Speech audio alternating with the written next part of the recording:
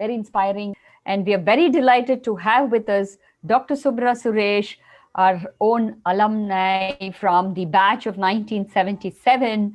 And Professor Subra Suresh is the president of NTU, and he's joining us from Singapore. Thank you very much. He is an eminent scientist, engineer, and entrepreneur with a strong record of distinguished impact leadership in academia, industry, and government. We are really, really excited. And thank you very much for joining us today. And in conversation with Subra Suresh, we have with us Dr. P. Bala, again from the IIT Madras for the batch of 1971. And he did his doctorate from the School of Industrial Engineering at Purdue University in 77. And Dr. Bala is the founder and CEO of Teamwork Analytics in India and USA. Teamwork Analytics is focused on creating and leveraging research work at universities with a go-to-market theme.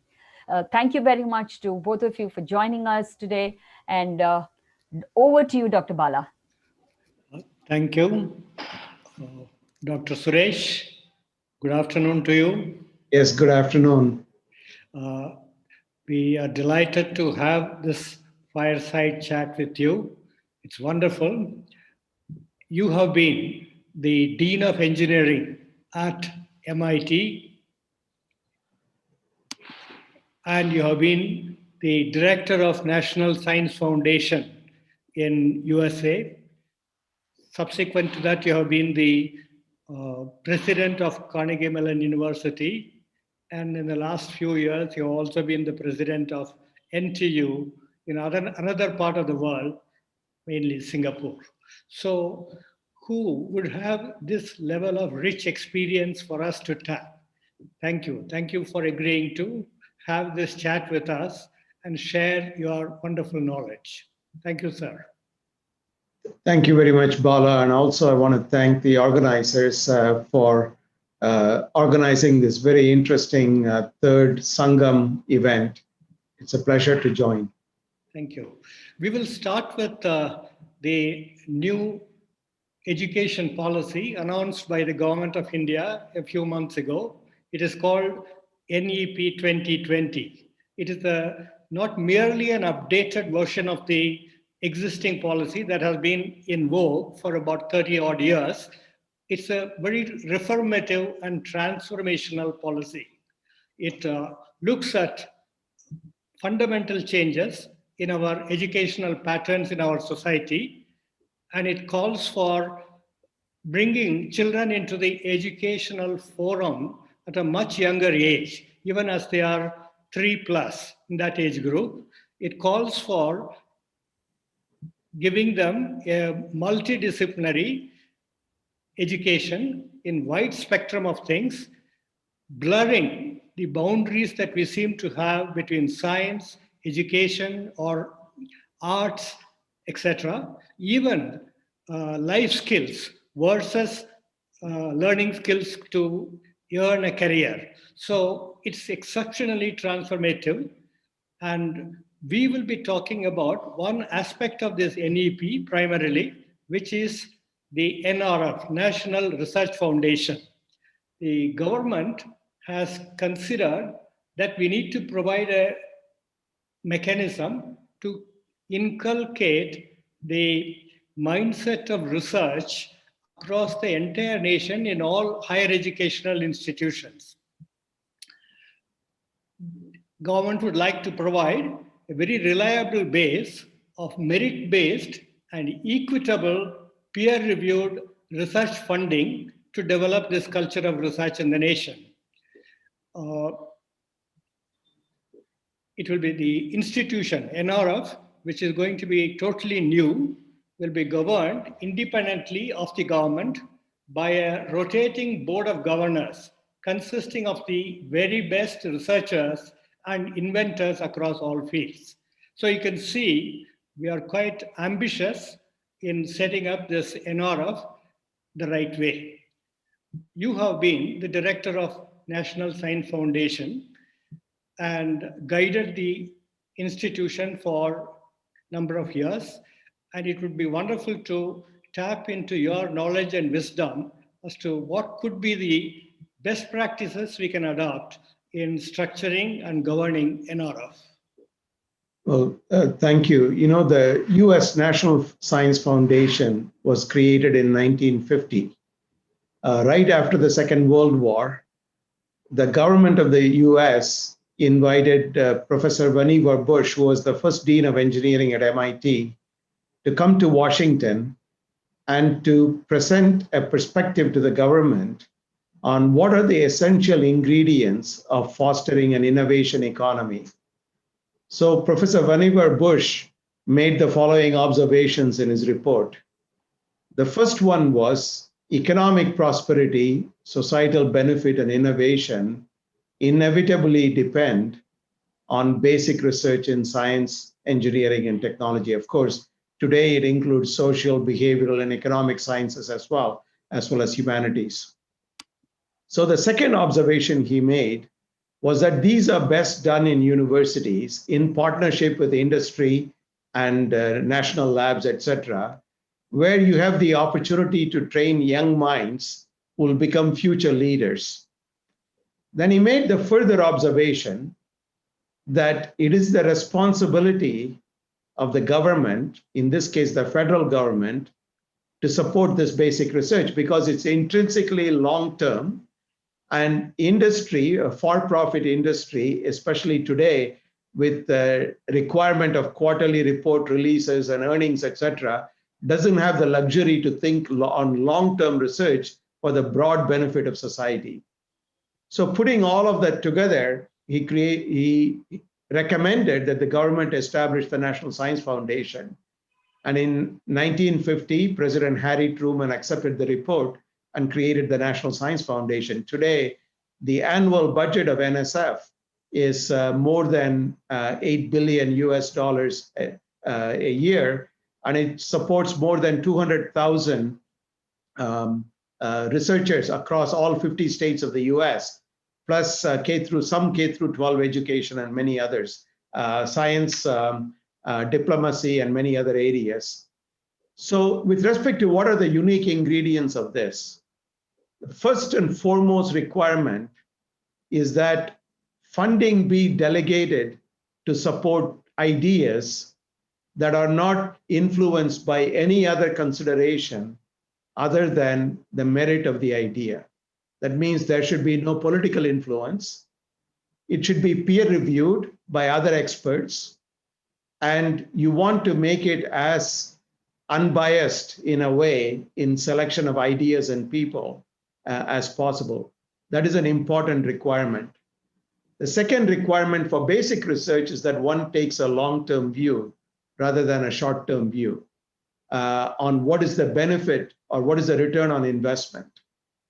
So those are some of the ideas. Now, if you look at the return on investment of NSF, even though it's a basic science agency, in the last 70 years, NSF alone, since 1950, has funded more than 270 American Nobel Prize winners. And this is just in the US. And more than 1/3 of all the Nobel Prize winners in all fields all over the world have been funded by one agency, which is a remarkable achievement. The second area where it has had a major impact is that the basic research, which at the time of funding was primarily supposed to foster new knowledge creation and new discoveries, also led to the creation of many startups, many companies, and many industries. Even things like GPS, which was initially used for defense purposes, most of the basic research in computer science and engineering, in physics, in many other areas for GPS were funded by the National Science Foundation. At the time the funding was given, nobody knew that we will have mobile devices in which we will have GPS in everyday life. So this is one of the important things to consider when we set up NRF in India, that it is long-term, and we don't know what the outcome is going to be. The outcome will be something very different from than what was initially anticipated. Thank you, sir. Those are very, very valuable insights for us. You also touched upon the industry-academia collaboration in the process. Considerable amount of work has been initiated in this sphere by our alma mater, IIT Madras itself. Almost 20 years ago, the IIT Madras Research Park was set up to foster the relationship between industry and academia so that the industry would fund basic research directly with the institute, and it will also take up applied research, which is of near term benefit to it through the research park that has been set up. This model has been honed very well in the last 2 decades, and it seems to be a shining example for many other universities to follow. You have adopted similar approaches both at Carnegie Mellon as well as NTU. Could you describe your experience on this? Essentially, industry academia collaboration and how to foster it. Thank you. So I think the collaboration between industry and university is even further enriched if we make it a trilateral or multilateral than just bilateral between university and industry. For example, if we have industry, university, and government partnership, and possibly on top of that with nonprofits, such as nonprofit foundations like Bill and Melinda Gates Foundation, or other nonprofit policy organizations, such as Brookings Institution in Washington, or the World Economic Forum in Switzerland, it becomes much more enriching for the following reasons.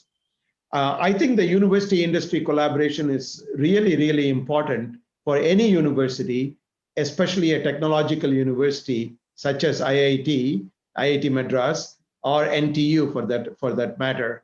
But there are pros and cons in this, which this collaboration can be complementary rather than mutually competing. For example, industries, including startups and SMEs, small and medium enterprises, they don't have the luxury of a large-scale investment into basic research, nor do they have a luxury of focusing on one problem too deeply for the long period of time, because they have to worry about P&L and quarterly earnings and balancing the budget and burn rates, etc.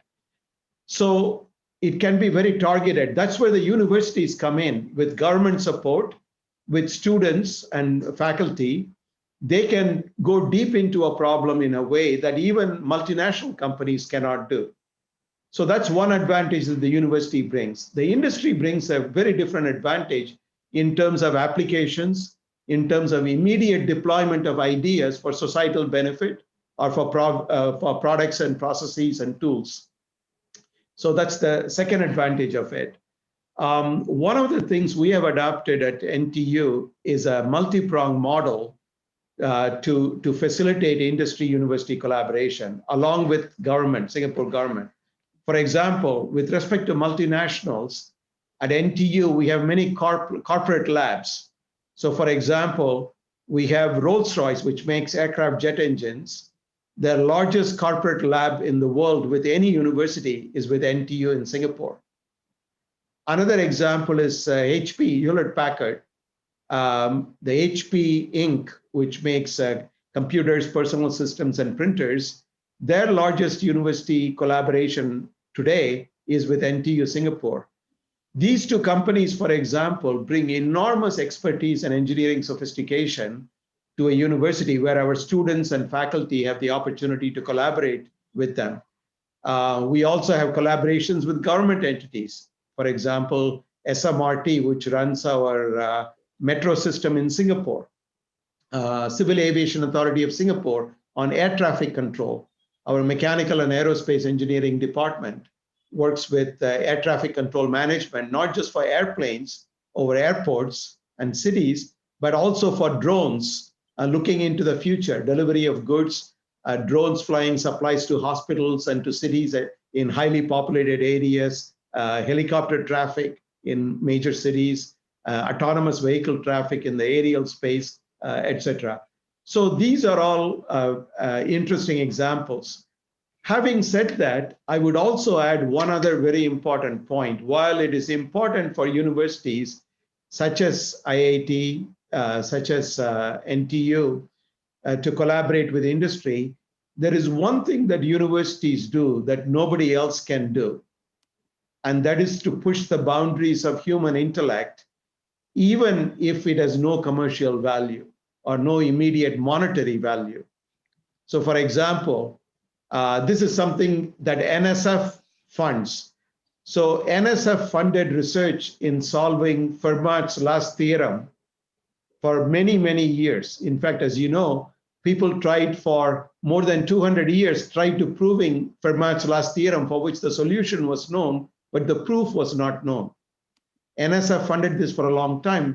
Eventually, in the 90s, Professor Andrew Weil at Princeton University was able to produce the first proof of this.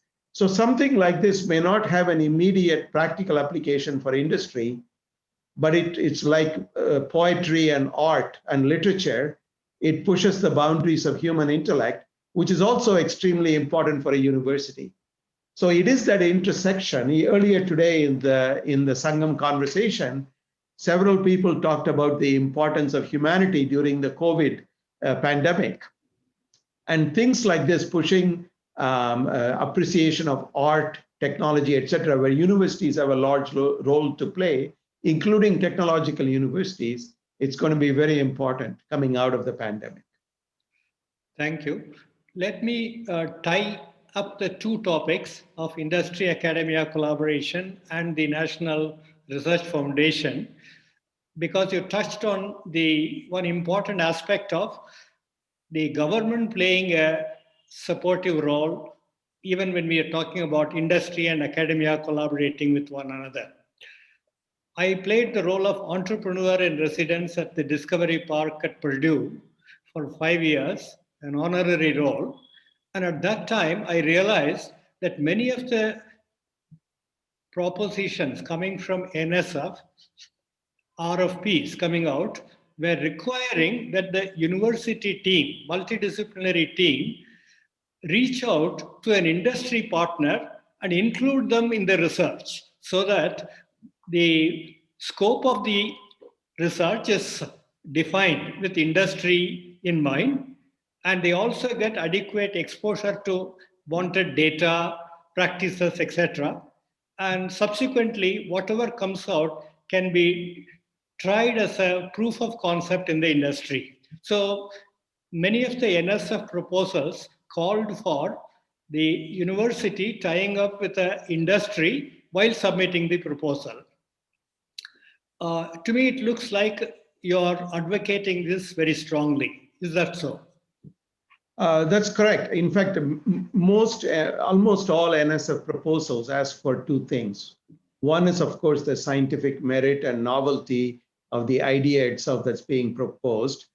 The other one is the outreach. One aspect of outreach is, of course, industry collaboration. There are also other aspects of outreach. For example, outreach to a K through 12 school, outreach for minority serving communities, outreach for a cause, whether it's climate change, whether it's something else. So something that demonstrates tangible impact of the research itself is the second part of it. One aspect of that for the scientific, technological, or other types of proposals is industry engagement. You are right. And part of the reason for this is to ensure that NSF funding, like many government funding, is from taxpayer money. And when you use the taxpayer support, you want to make sure that there is some benefit to the taxpayer. It's not necessarily in terms of monetary benefit or an industry benefit, but some measurable benefit beyond just a publication. And so that's the reason for that. And you are absolutely right. In many of the proposals, the industry engagement is strongly encouraged. Thank you, sir. There are many waiting to ask questions. So even though our discussion has been very stimulating, I need to leave the floor for others waiting to ask these questions. So may I request Krishnan Narayan to come in and highlight one or two very productive, useful questions that we can ask Dr. Suresh. Krishnan? Yeah, Dr. Bala, I'm here with the questions. Hello, Lata, Yeah. please. So here's one to Dr. Suresh. So the question is, what are the top 2, 3 areas where he thinks there is a good research happening here in India? I think there are many areas where um, uh, the talent pool in India can have a major impact, not just on India, but on a global scale.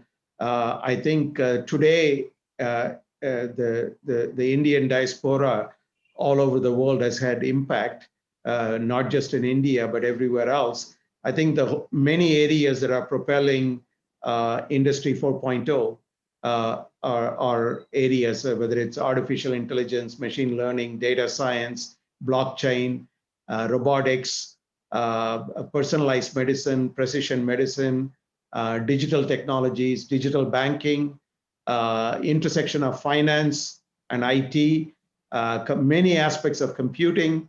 There are so many different areas where technology developed and refined in India can not only serve India and the Indian population, but also can be a powerful business proposition on a global scale or even within Asia. And so that's one very broad area, but I would say Industry 4.0. Secondly, with the pandemic and the need for development of vaccines, etc., in the biotech space, India has enormous capability and further potential for accelerating its impact on a global stage. The third area, I think, where India is uniquely positioned is as a large country with a very large population, including a rural population, and with the potential for that population to move up in both the economic and the educational space, using digital tools that have become widely popular during the pandemic and adapting them in the post-pandemic world for educating hundreds of millions of people, especially in remote areas through technologies, and using those kinds of innovations that impact the day-to-day lives of hundreds of millions of people equally as business models, not only for societal good, but also for business prosperity, can be a very, very powerful way to bring in education or academia on the one hand, with business and societal benefit in new and unique ways that can potentially be translated eventually to other parts of the world, such as Africa and South America. Thank you. Lata, any other Thank question? you for that. So there's one more question which says, like, can Chennai repeat Singapore's digital density for urban services? I think in principle and in practice, I don't see why not. But I think that there are a few requirements to that. One of the reasons, Singapore being a small place with a population of about 6 million or so, and as we discussed just a few minutes ago, the institutions in Singapore, whether they are academia, industry, or government, or even small and medium enterprises, they work very closely together. They are very well coordinated together. I think if that coordination can take place and the right infrastructure can be developed, I think it can be a very powerful model for other places, cities or city-states, to adopt. And Chennai is a good example of this. There is one other area that's going to be very critical to that. During the pandemic, the Singapore government made sure that digitization will be one of the top priorities, both for individual citizens and also for industries, especially small and medium enterprises. And that's going to be very critical because we have a lot of digital divide all over the world, including in India. In order for a large city, a metropolitan area like Chennai, to become a digital hub and have a high digital density, the infrastructure, including digitization of the individuals and the enterprises, has to be very strong. And for example, the universities have a role to play. At NTU, we have more than 250,000 living alumni in more than 160 countries. And we are given each one of those 250,000 alumni a credit of $1,600 Singapore dollars, so about 1,200 or so US dollars, so that they can take online courses with that resource from NTU for free. On top of it, the Singapore government has given its own citizens credit so that they can upskill and reskill. Any citizen can make use of it. So these are all measures. So the industry has done the same thing for their own employees. So if we can have this academia, industry, government partnership that touches a large number of people, a large fraction of the population, I think it could be a very powerful way to uplift society. Thank you very much. So those are the questions for today. So thank you, Professor Subra Suresh. Thank you, Professor Bala. It was a great session. Thank you for joining us in your busy schedule.